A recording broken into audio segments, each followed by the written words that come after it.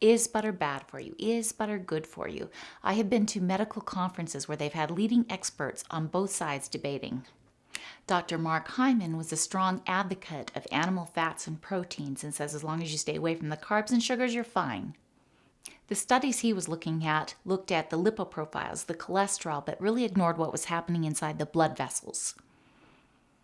Dr. Dean Ornish, on the other hand, a cardiologist, was actually examining the inside of his patients' blood vessels. He really recommended his patients live closer to a vegan type of lifestyle and noticed that blockages were clearing. One thing he doesn't take into account is that there is a difference between animals that are grain-fed and animals that are grass-fed. His patients also go through a strict program that includes physical therapy and a nutritionist that see them weekly. By adding people to the mix, he was basically adding friendships and socialization, which also have an impact on heart health.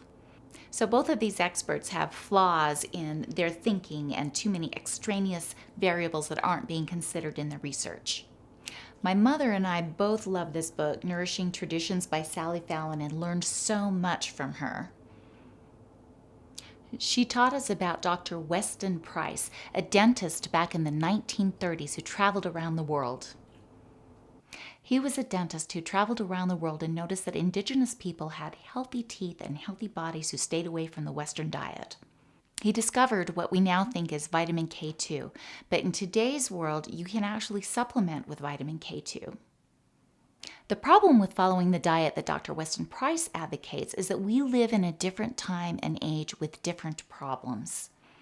There are oncology centers and there are people with autoimmune disorders that just do better when they are on a dairy-free diet. One theory that might explain this is that there are viruses in today's world that didn't exist before. The theory states that viruses and bacteria are actually feeding on the animal proteins and fats. So no matter what side of the debate you're on, why not be on the safe side and just make your own simple vegan butter?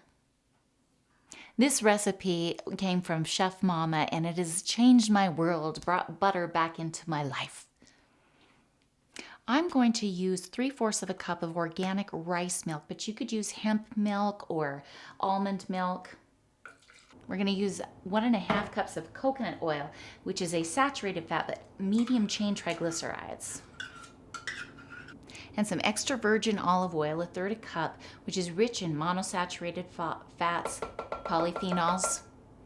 I'm going to add 1/8 teaspoon of turmeric to give it the yellow color and 1/2 teaspoon of salt, pink Himalayan. That's all the ingredients, and then we can blend this together. You can see the wonderful soft consistency of this now, and it hardens when you put it in the fridge. This makes quite a bit, so I like filling these smaller containers and then I can put some in the freezer and one in the fridge.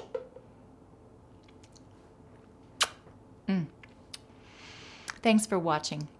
Until next time, love yourself, eat real food. If you have thoughts on the debate, I'd love to see your comments below. And don't forget to hit like or subscribe. Thanks.